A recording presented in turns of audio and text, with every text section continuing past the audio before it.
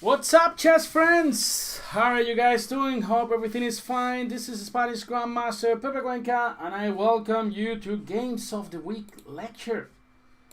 So, as you guys know, the US Championship is happening these days with all top games playing Hikaru Nakamura, Jeffery Xiong, Wesley So, and company. And after 8 rounds, Wesley So and Jeffery Xiong were leading the tournament with 7 out of 8 points. Fantastic performance, and therefore this ninth round was very important because the one who wins takes the lead, right? So let's try to analyze what happened in this fantastic game between Wesley So and Jeffery Xiong. So I see already a lot of people in the chats. You guys know I'm gonna ask you a lot of questions. This is gonna be worse than a university exam, so please feel free to make just your suggestions all the time. I'll be more than happy to answer all of your questions. Alright, so let's analyze the game. E4 from Wesley So. By the way, the tournament hasn't finished yet, so still some rounds to go. You can follow with commentary in the channel. C5 Sicilian by Jeffery Xiong. Knight f3, knight c6. There are many different Sicilians, right? You can go for the accelerated dragon. You can go for e6 here, aiming to go for the Polsen or the Taimanov, right? You can even play knight f6. But okay, knight c6 from Jeffery Xiong. Now you can open with d4, entering in the open Sicilian, or you can play different stuff here to stop the Sveshnikov. For example, Fabiano Caruana used to play a lot the Rosolimo against Magnus Carlsen, just to stop, to avoid entering in the Sveshnikov's Sicilian, right? So bishop b5, the Rosolimo, this is a more positional approach. You can also play knight c3, this is another anti-Sveshnikov, but then in this case, black can try to play bishop, e5, right? Okay, guys, so d4, open Sicilian from Wesley So, c takes d4, knight takes d4, and knight f6, attacking the pawn on e4. White goes knight c3. And here again, different options for black. Jeffery Xiong goes for the Sveshnikov Pelikan defense, but here you can try d6. This is the classical Sicilian. You can go g6, again going for the accelerated dragon. Even e6 is a move in this position, where after knight d to b5, this could even transpose to the Sveshnikov if black plays d6, because now after bishop f4, black is forced to play e5, bishop g5, and then we are back in the Sveshnikov.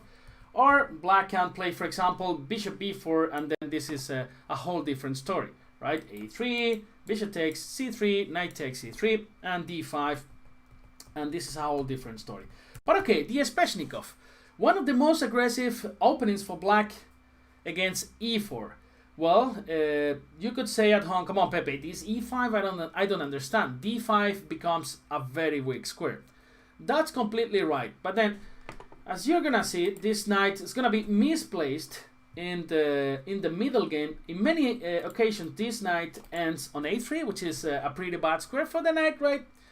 And that's why this move e5 is fully justified, yeah, because you gain some tempo in terms of development, right? It's true that d5 is gonna be weak for the rest of the game, and basically white is gonna play, is gonna try to use that square. But as I told you, knight is gonna be misplaced, and then you gain some tempo in terms of development. Alright, so here, knight b5. Why knight b5? Well, you go knight b3. Many people go for this when they don't know openings. Now bishop b4 is very strong, because now d5 is coming in many occasions. For example, after bishop d3, you can go even bishop takes c3, b takes c3, and then short castle followed by d6, or even you can play d5 in one move, and then black is perfectly fine. So this is way everybody goes here, knight d to b5. And now black is basically forced to go d6 in this position, because if you start with a6, this knight of course is not going to a3, but instead it's just going to d6, and it's forcing black to take on d6, and then this gives us the bishop pair, and this is considered to be a bit better for white. right? Too many variations. Chess is so hard. I know, Crazy Christoph. I agree with you. You know, I've been playing chess for 25 years already, and I know nothing. You know, it's crazy, this game. Yeah. Okay, so d6. The idea is to cover that square, and then a6 is gonna be the next move. So here there are two main options. Two main lines. The first one is bishop g5, which is what Wesley So played in this position, but then there is another main move in this position. Do you know this move, guys? It was played basically in every game against Magnus Carlsen in the World Championship match. Fabiano Caruana used this weapon, and this move is... Do you think Caru will be able to beat Wesley So today? I mean, he's so able to beat everyone, yeah? He's not having his best tournament, but of course, in one game, he can crush Wesley So. Yeah, knight d5. That's the other move. And now, this is forcing black to take on d5. And now, black is taking on d5 with the pawn, and there are two moves here. So, main line is knight b8. There's another option with knight e7. And now after c4, I want to ask you, what would you play in this position? It's a tricky position. It's a very tricky position. And then I won so many games when I was a beginner using this line against Sveshnikov. Because there is an important trick here. What would you play here with the black pieces? No, knight d5? Knight d5 is not possible here. Bishop d7. Bishop d7, this just blunders mating 1. Don't go for this. No. f5. f5 is not a very good move. Come on, guys. Give me your candidate moves. I mean, there is an annoying knight on b5.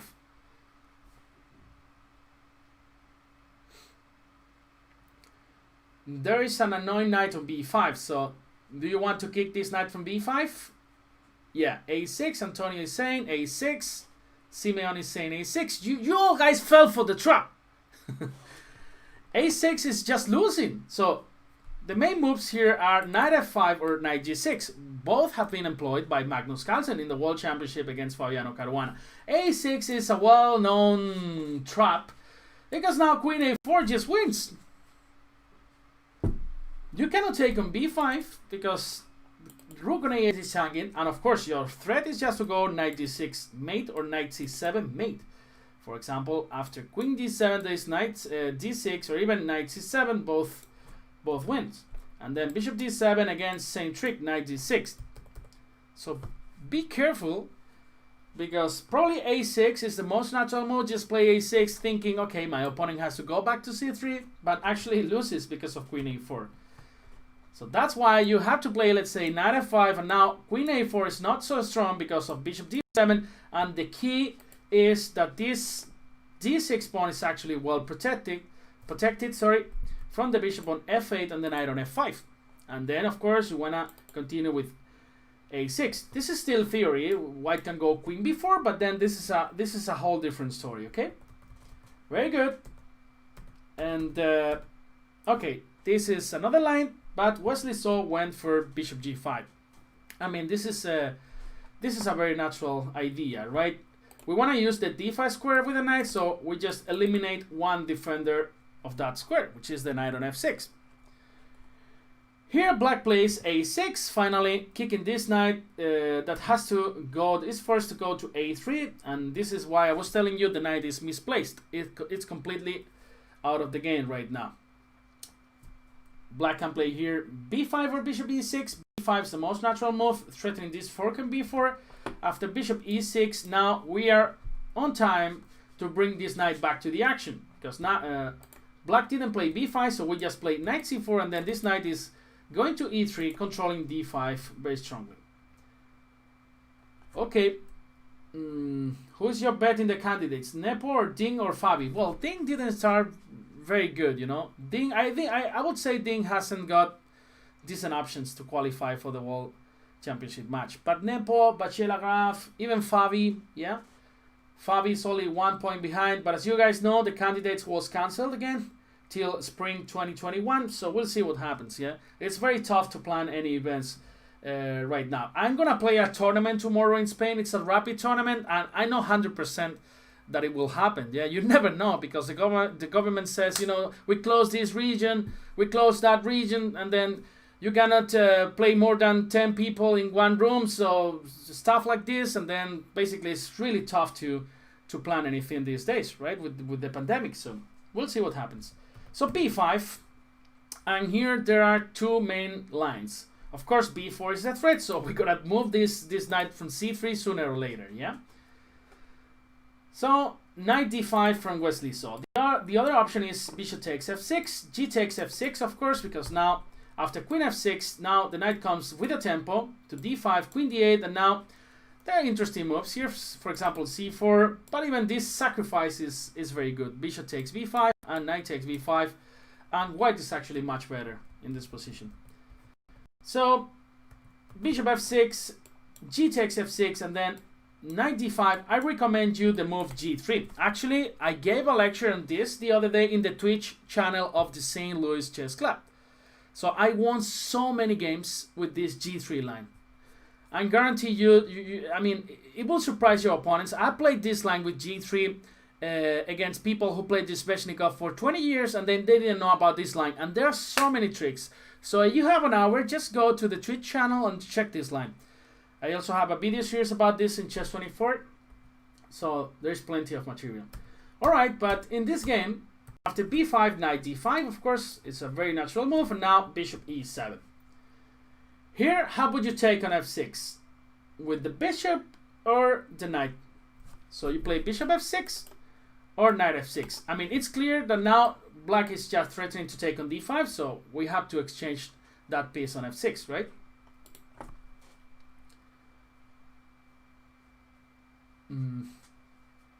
That knight's working on a hell of a tour. It started on g1, it's now on a3. Yeah, bishop f6. This is the whole idea. We want to use the d5 square. Now if we do all this and then we take on f6 with the knight, this is just a joke. Yeah, g takes f6, and then let's say bishop e3, and now black is just striking in the center with f5. Typical ideas in the Sveshnikov, yeah? So let's take with the bishop and then use the weak square d5. Alright, very good, sorry. Bishop f6, and here c3 by Wesley So. We said that this knight is terribly placed on a3, so we want to bring this knight to the action, and one interesting square is c2. From c2 we can go to e3 and then reinforce the control on the d5 square. Also, we are covering f5, which is another interesting square, because black's counterplay in many cases is related with a break on f5, right? So c3. Other option here is to play the move c4. Basically, it has the same idea, just to bring the knight to c2. So c3 from Wesley So, and now bishop g5 from Jeffery Xiong. The bishop on g5 is well placed. Now the knight is not hitting that bishop anymore, and then in the future you can continue with short castle, and then at some point f5. There are different interesting ideas for black in these positions. So many cases you want to bring this knight to e7 as well, to eliminate this strong knight on d5, and then at some point you can also play something like g6 to play f5 and then recapture with the g pawn on f5, right? So bishop g5, now knight c2. We said we're bringing this knight on c2, so there is no reason to delay this. And now Jeffery Xiong goes for rook b8. Very interesting move. This is all theory, of course. Black in many occasions want to create counterplay with moves a5 and b4 on the queen side, right? And here the main move by far is a4. And this is where Wesley So surprises his opponent with an offbeat variation a3. More calm, more humble move than a4. Well, a4, we reach this kind of positions. B takes a4, and I think white's idea is just to play knight b4, and after knight b4 you can take with the pawn or the knight, and of course there are tons of games, and this has been heavily studied by the best chess players in the world. Okay, one question from Patrick. Okay, one remark. I still don't see why not knight takes e7 if you can bring the other knight back to d5. That's a very good question. That's very good question. After bishop e7, knight takes e7 is not a very good move. You are not trying to control d5. Because now black takes with the knight, and then black has full control on the d5 square. And probably is even going to play d5 at some point. e4 is also under attack, so this is why you don't take on e7. You take on f6. You eliminate pieces that control d5. That was a very good remark. And it's very important to note this. So bishop e7, takes, c3, bishop g5, knight c2, rook b8, and a3. Now black goes short castle. What do you think about this move, h4? This is not gonna tell you what I was gonna tell you. What do you think about this move, h4? Do you think it's just a blunder in this position? Can I take this pawn on h4?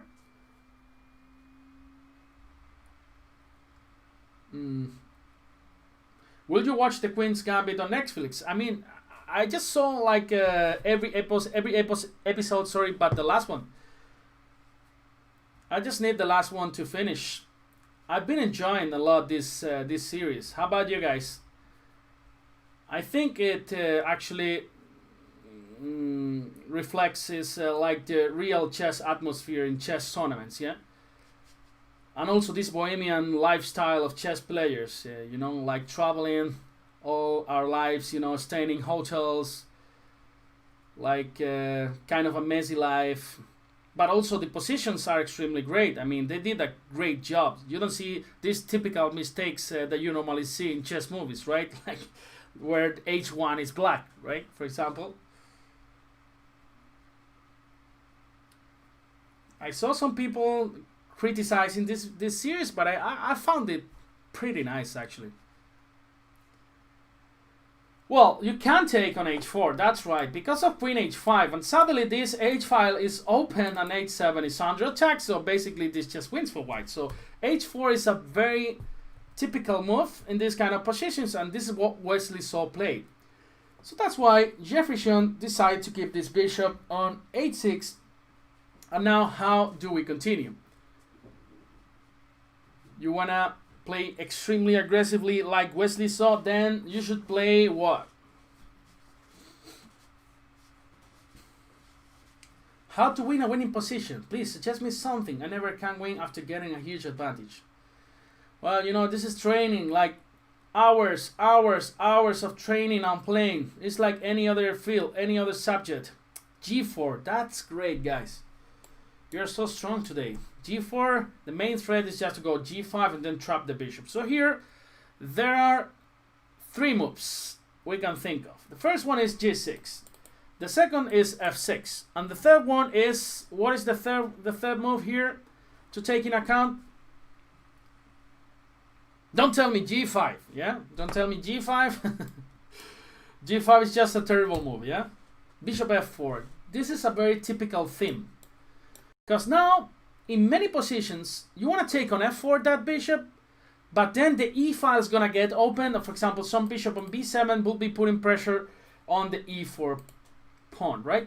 So that's why these three moves are all possibilities here in this position. f6 was very interesting, I think. g6, I don't like it. Because after g5, bishop g7, let's say something like knight c to e3, now black's position is very restricted. And now after f5, which is the only reaction that you have in this position, I mean, you have different options, but I like just taking on f5 and then playing something like bishop h3, putting pressure on f5. And whenever we reach these kind of positions where we manage to exchange the light square bishops, this is just very good for. This is what we dream when we play against the Espeshnikov. Yeah, we have full control on the light squares. We have an f6 square to jump with our knight, and then our king is still extremely safe. We can even go long castles in these kind of positions, and then we got this 2 against 1 in the king side, right?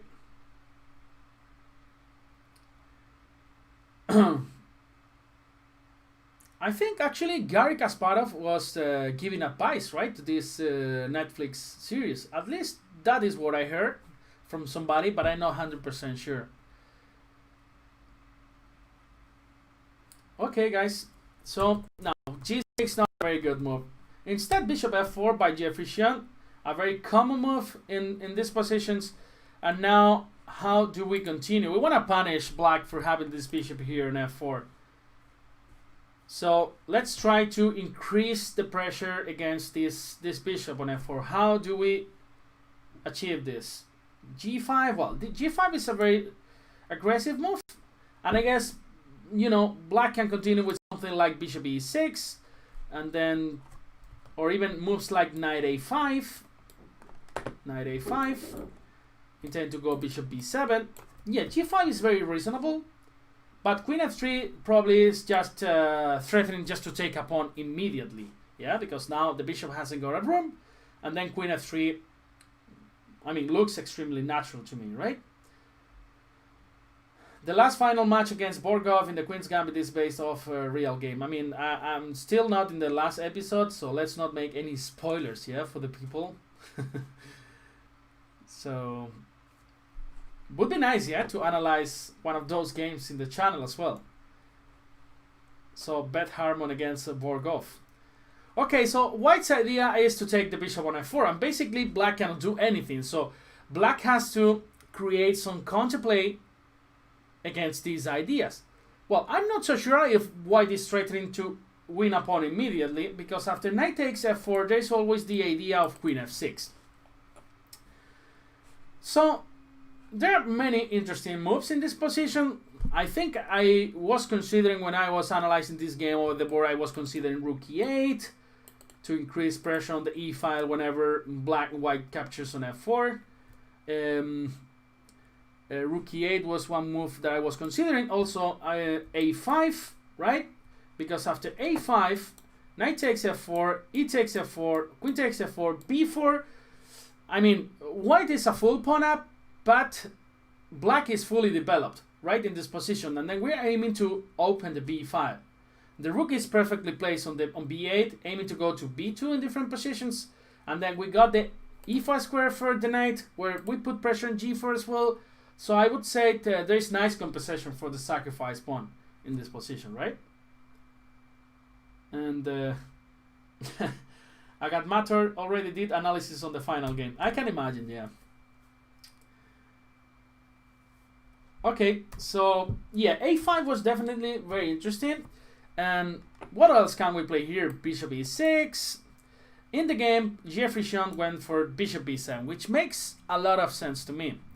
Because now, you know, after knight takes f4, which didn't happen in the game, he can still play queen f6, right? The queen on f3 is actually unprotected, and then we're gonna get this pawn back.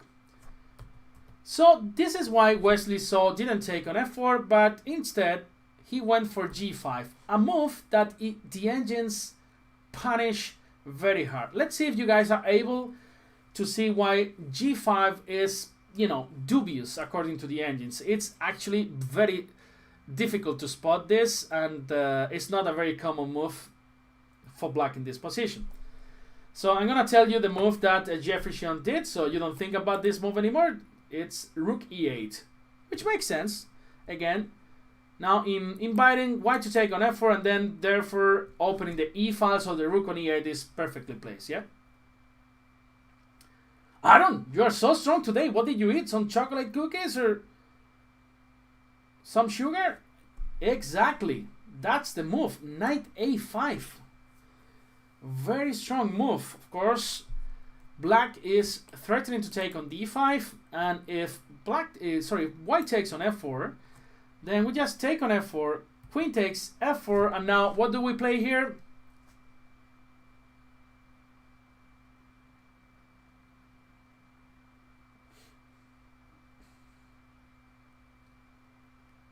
Rook e8. Well, rook e8, it's interesting, but I guess I can just play f3.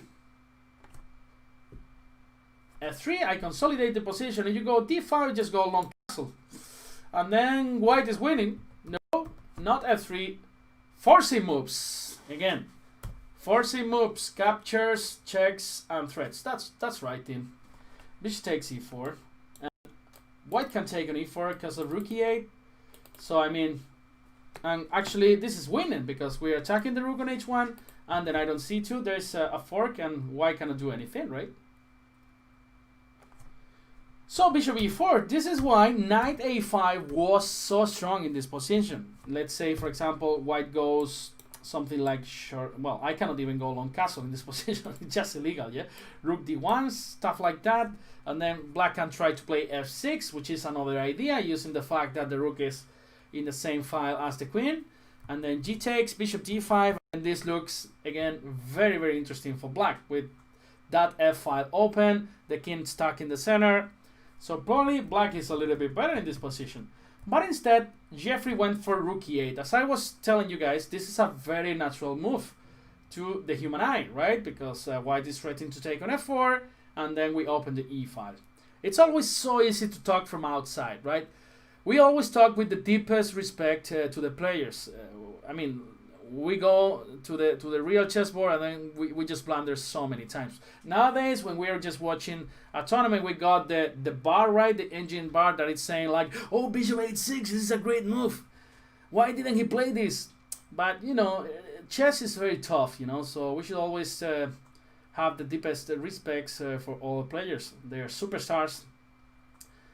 And well, sorry guys for all this bullshit. So rook e8, and now Wesley So says, you know what, I'm going to take this pawn on f4. Knight takes f4, e takes f4, and here Wesley didn't go for queen f4. If white goes for queen f4, now black to move and win. Okay guys, give me the winning move. I mean, we have huge hints. We got this rook on e8, this bishop on b7. There has to be something related with the e4 pawn. Yeah, so 2 more rounds to go in the US Championship, but Wesley So has a full point lead over Jeffery Xiong.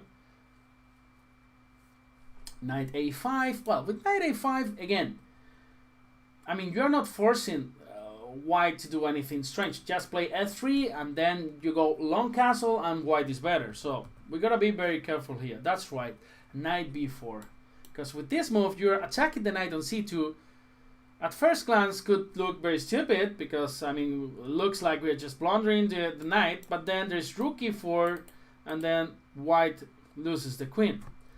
So that's why knight b4 was winning this position, and Wesley So realized about that, and he went for long castle, which is a very good move, because now white is aiming to take the pawn on f4. If black goes something like knight e5, then just queen f4.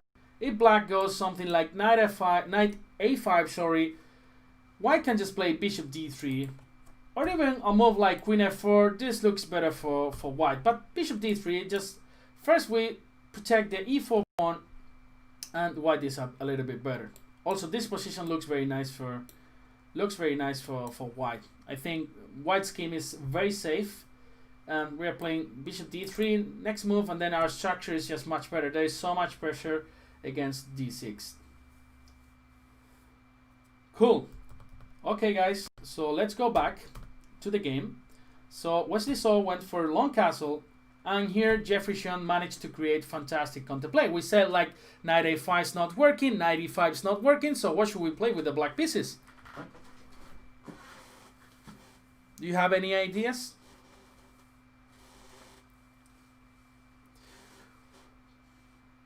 Yeah, that's knight hands.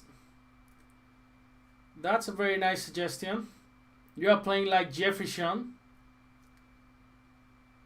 d5, this is just too much again.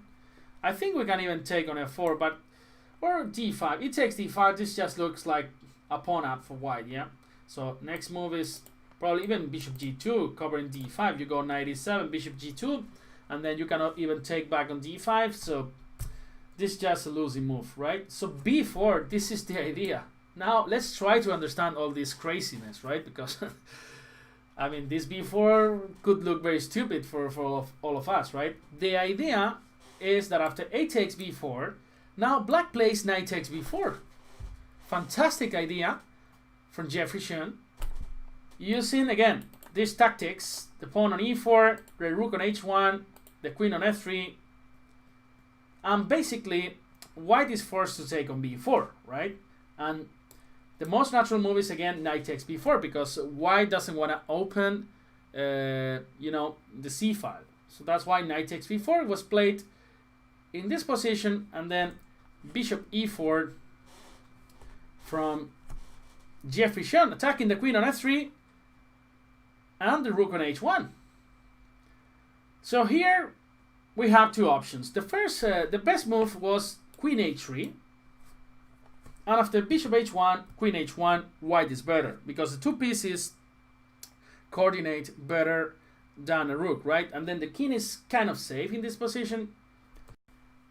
But probably after queen h3, black can just play rook b4, and then this is a real mess. Let's say if you take on b4, then you just play queen c8, something like that, queen c3, and then bishop h1, and you know, this is still a complicated position. Instead, Wesley So decided to go for queen f4. And now Jeffery Xiong had an option where he could stand better in this position.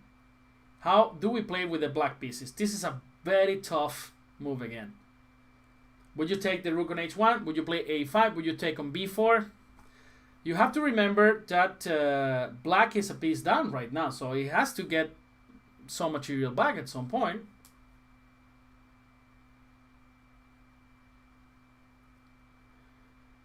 And well, if you take on h1, then f3, this humble move, is very interesting. And also bishop c4. Bishop c4, putting pressure on f7, and also attacking the bishop on h1. So f3 or bishop c4, both very interesting. For example, let's analyze a little bit. f3, and then, for example, I don't know. Let's say you play something like queen a6, then bishop c4, then again pressure on f7, and on the bishop on h1. So that's why bishop h1 is not the best move in this position. And Jeffery took on b4. But the best move here was queen a5. Fantastic move. Just not grabbing any material. This is why this move is so tough, you know. Because, I mean, black is a full piece down. So, but the threat is quite nasty. Black wants to go queen a1 in this position, and then this king has to go to dance salsa in the middle of the board. Then b2 is under attack. Let's say here bishop d3, which is the only move. Now after queen a1, you can just go king c2.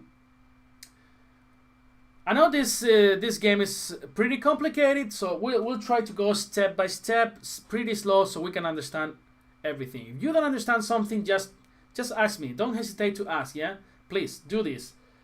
Don't go from this lecture without understanding something. Okay, I'm just here for you guys. Otherwise, this makes no sense. Yeah. Otherwise, this is just a stupid Spanish guy talking in front of the screen, just alone, feeling crazy. You know, what am I doing with this life? You know, in this pandemic, talking nonsense in front of a camera. So, queen a5, bishop d3, and now bishop h1. Rook h1 is not possible because of queen a1.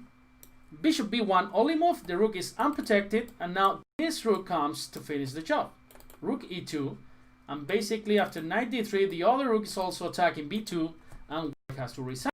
I mean, rook h1 is not the best move. Here, white can survive with another interesting move. And it's some idea that we just saw 2 minutes ago. Can you guys find this move?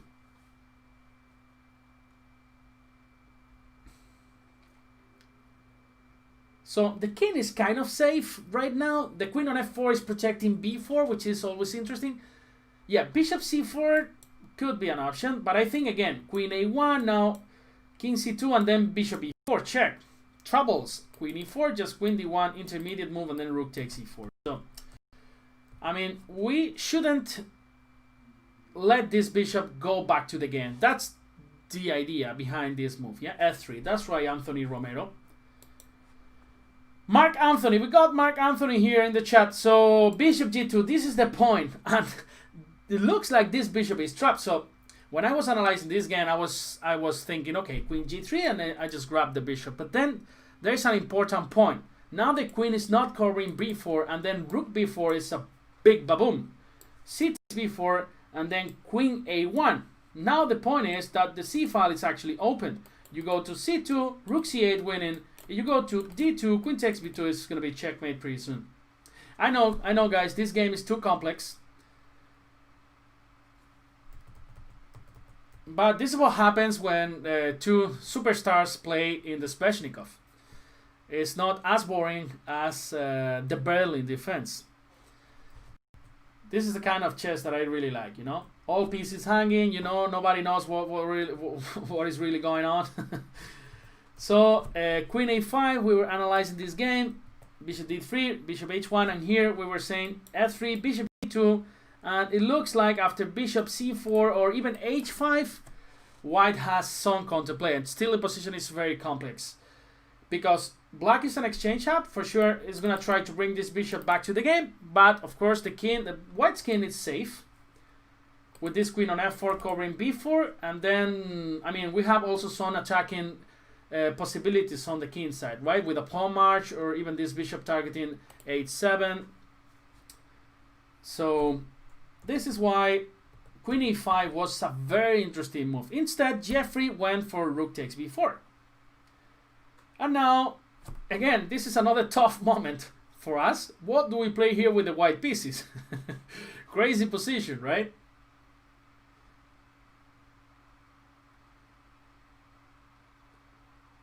Yeah, exactly. I mean, white's king is safe, like, more or less, yeah? In those kind of positions that I was explaining you guys. I mean, I was just one move to go king b1. That's what I meant, yeah? And then the king on b1 is actually pretty safe, yeah? So, rook takes d6 in this position, or what? There's only one good move for white here. Let's try to understand what happens after rook d6, which is a losing move.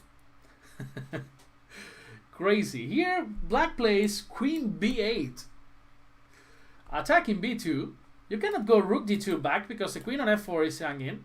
And then if you take on b4, then queen c7, the king is forced to go to d2, queen c2, and then no matter where the king goes, let's say king e3, bishop h1 with the check, and then this is going to be checkmate very soon. Now the king is forced to go to d4, and then queen takes b2, and then this is just completely winning for black.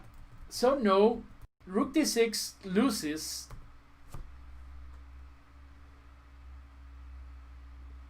So c takes b4. C takes b4 is also losing because of the same idea. Queen c7, the king is forced to go to d2. This bishop is doing a fantastic job just covering this diagonal. So queen c7, this king d2, and then queen c2 check. Again, the king has to go to the e file, which is completely opened. And just bishop, well, this is even mate. Yeah, bishop f3, then the next move, queen takes d1 with a checkmate. Oh no. No c takes b4, no rook d6. Then, what do we play? Rook g1. Rook g1. Let's analyze rook g1. Rook g1. Boom! King a5. Next move, queen a1. Next move, you sign under the 0. Rook a3. You want to play rook a3? Queen a5. Boom! Same idea. Bye-bye. Sayonara, baby. It was a pleasure to meet you. But I think you are not my perfect match.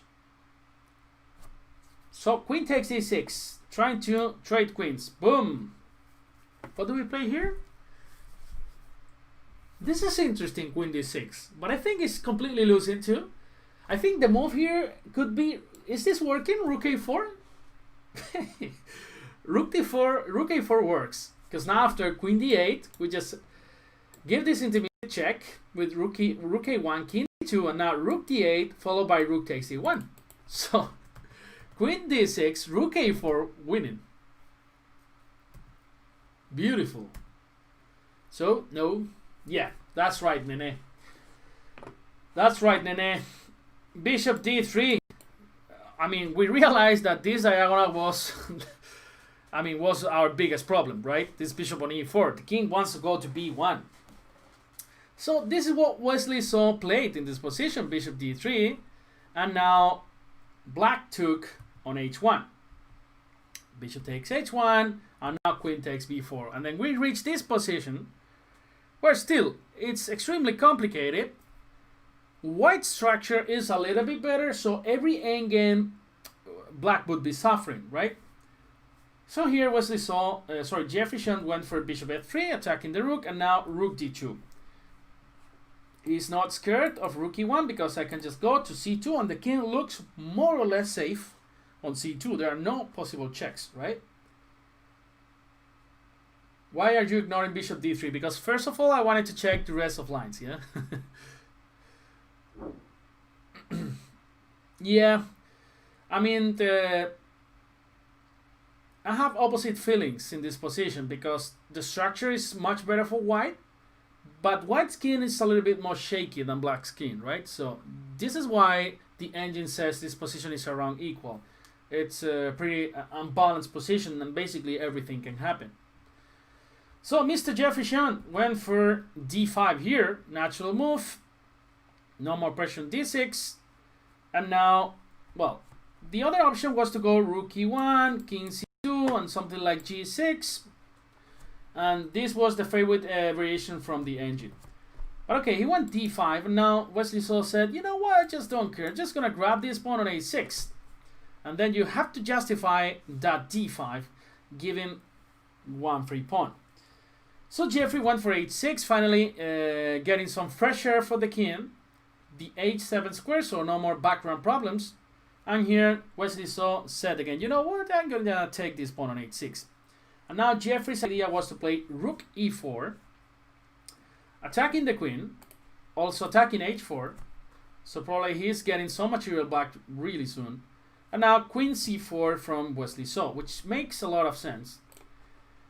And here Jeffery makes a slight inaccuracy in this position. He took on h4, which makes a lot of sense. The best variation for black here was rook e1, king c2, and queen takes h4.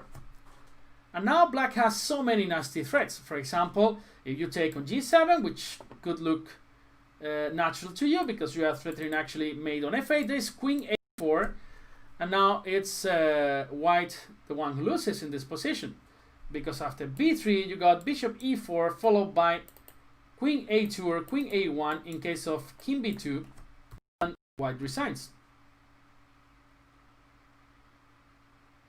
So after queen h4, probably white can play b4 or even queen d4, and the position is still extremely crazy. After queen h6, basically anything can happen in this kind of position. But Jeffery took on h4, and now Wesley So decided to exchange queens. So his king is now safe, and after queen c8, bishop c8, rook h6, this endgame is a little bit better for white. Why? Because we have this pawn on the b file, which is passed, and okay, black has 2 versus 1 on the king side, but still, he still has to create like a pass pawn with, he has to push the 2 pawns if he wants to create some troubles on the king side. He needs a lot of moves. Meanwhile, we're gonna just push the b pawn, and then this king is very close to those pawns. That's why this king can help the b pawn to succeed, right? So white is the only one with a passer currently. Black has to earn his. That's right, Patrick. So white is a bit better, and let's see how the game continued. Bishop b7 from Wesley So, attacking d5, and rook h5. Protecting d5, finally run like a Usain Bolt. b4, king f8, of course, black has to bring this king to try to stop this guy. King b2, now rook f5 from Jeffery Xiong. He wants to push g5, but of course if he does it right now, then d5 is under attack, right? So g5, then bishop takes d5, just winning the game. This is why rook f5 is played. So he wants to protect d5 and then be able to push his pawns. So king b3 from Wesley So, king e7, and king a4. Finally, black starts his pawn march on the king side, and then this is like a horse race, right? Everybody trying to promote in his flank. And here, you're not gonna believe the move that the engine says, you know? I mean, you wouldn't guess it like in 30 years, you know? Give me your candidate moves, guys. It's crazy. We'll try to explain the subtleties of this move, but I mean, I struggled a lot. I was trying to understand the move, and then it took me like 5 minutes, you know. So what do we play here with the white pieces? You wanted to go c4 at some point? You wanted to go c4 here, yeah. Okay, c4, c4, then rook h1, king c2, bishop e4. Let's say king goes somewhere. I mean, you cannot go to c3 because there's d4. You have to go to b3, and then d takes c4. So basically c4 is losing. It's so hard chess, you know? So we're in this position, guys.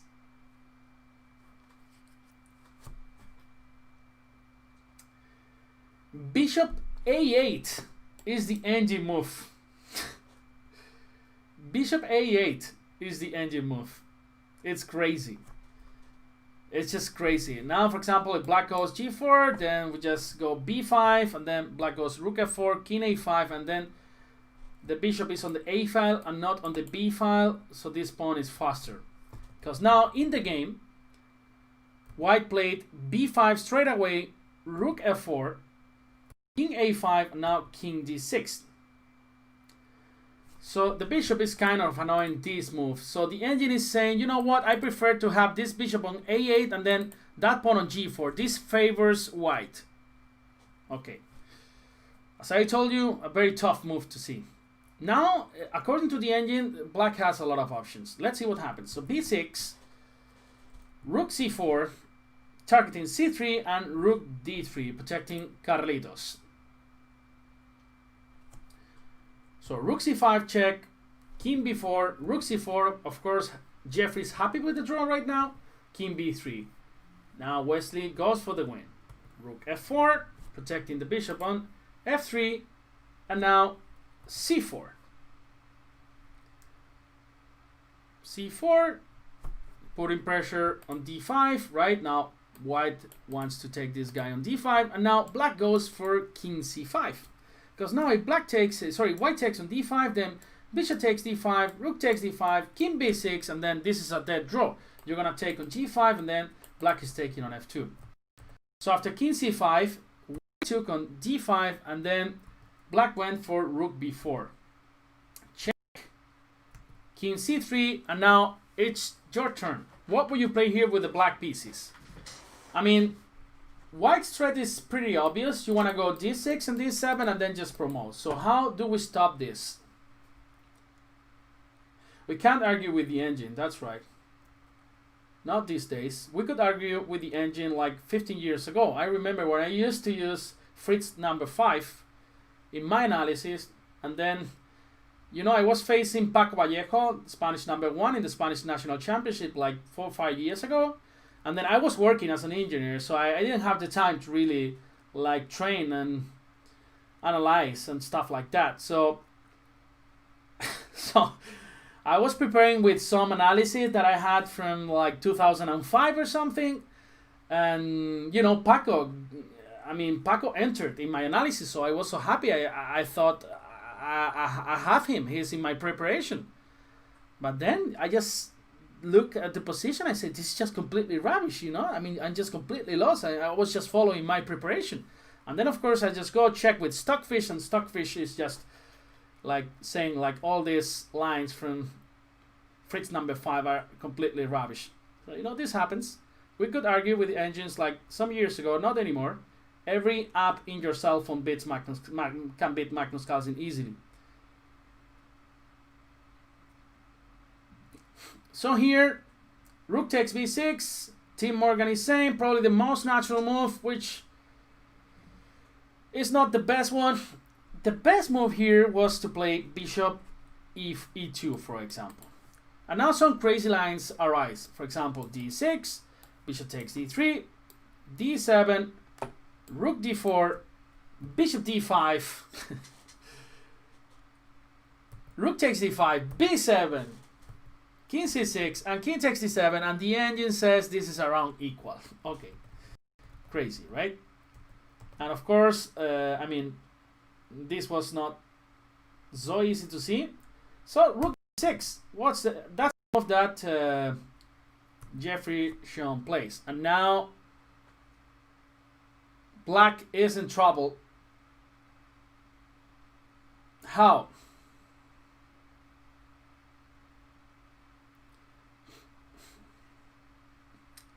So, what do we play now, guys? Yeah, d6. Very good. Because now if black takes the bishop on b7, d7 just wins. So basically, black is forced to take the bishop on b7 and sacrifice the exchange. So this is what Jeffery did. Rook b7, d7. There's no way to stop the d pawn. So basically, black has to take on d7.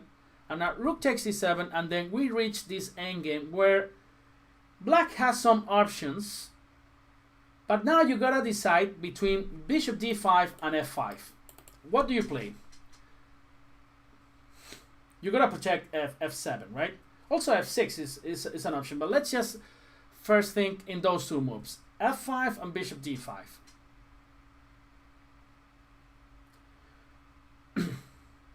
f5, team's voting for f5, trusting in Facundo, who solves all the problems usually. f5, g4, you guys wanna use the pawn march, create a pass or two. I mean, one consideration to be taken in account in this position. If black manages to exchange these two pawns, it's a dead draw. You guys know that bishop versus rook is a draw.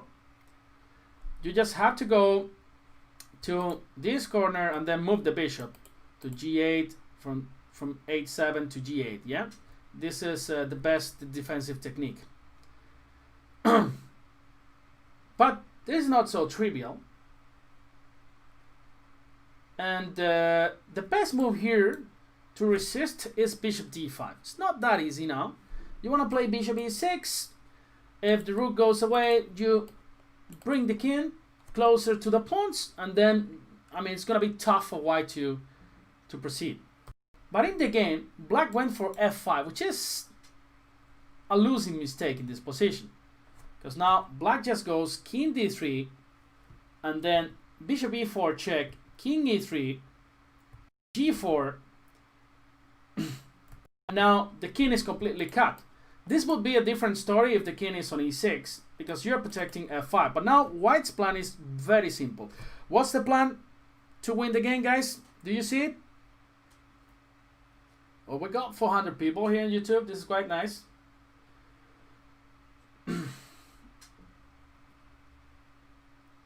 So what's the plan to win in this position? Just try to use that the king is completely far away from the pawns. So usually, when the king is so far away, one nice idea is just to try to sacrifice the exchange on f5. That's right. The king is too far away. So, king f4. I mean, don't start with rook f7, because now king d5, black king arrives to e6 and protect the pawn. Probably it's also winning, but there's no need for this. We start with king f4. Now black has to lose a tempo with king c6, and now rook f5. Rook f7, sorry, followed by rook f5. King d6, rook takes f5, bishop takes f5, king takes f5, and now let's say king e7, king g4, king f6, and then you play f3 here? No, right? f3 is a draw. Don't go f3, guys. f3, king g6, king f4, king f6 is a draw, yeah? But you can go here, king f4. This is a winning move. Don't go f4 either. Yeah, f4. This is a dead draw. The idea is just to go, for those who are beginning with chess, just to win the so-called opposition. Yeah, now black has to move, let's say to e6, and then we just go king g5, and then this is a winning endgame. Okay, so after 9 rounds, Wesley So is the sole leader of the tournament with 8 out of 9 points after this fantastic victory against young, super talented player Jeffery Xiong. Don't miss the rest of the action today. Remember, you can follow the games with commentary from the St. Louis Chess Club with Yasser Seirawan, Maurice Ashley, and Jennifer Shahade. It's been a pleasure as usual, guys. Hope you learned something and hope you had some fun. And just see you in the next video. It's been a pleasure. Just take care and stay healthy. Bye bye, guys.